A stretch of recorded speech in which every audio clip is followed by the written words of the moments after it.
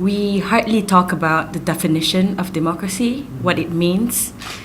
Is it really inclusive? Is it progressive? Is it something that is going to address the structural problems that we have in this country?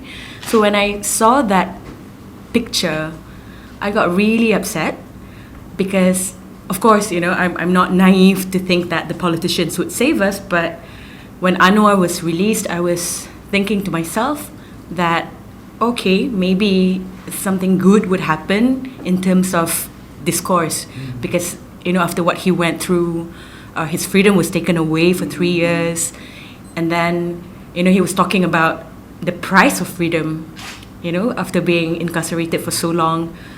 For me, it teaches something about the meaning of freedom. So I thought it's something that we should talk about, and then I feel that he betrayed what he said when he went to see the Sultan. And also, of course, I think Malaysians are not naive. We know what was going on, how all these political actors are trying to stabilize their positions in this new Malaysia.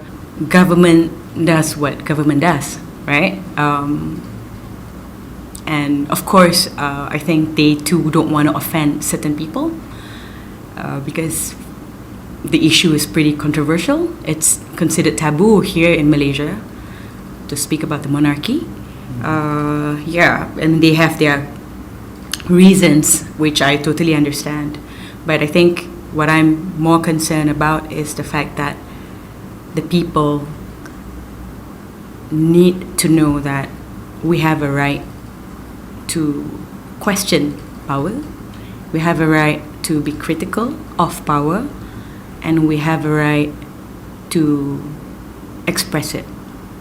1 month before the elections, when TMJ issued that statement, I saw on Facebook, on Twitter, how people were angry. People were saying something like, we have to face the everyday reality. It's getting harder for us to breathe. Economically, everything is just going down. And even, talking to people around me, people are like, it's getting really hard to breathe in this country, so we need to change, and we need to make that first step, whatever they mean by change, right? I respect how you define change because you face your own realities, and of course, we want to get out of this oppressive situation that we've been subjected to for so long. And I've seen that.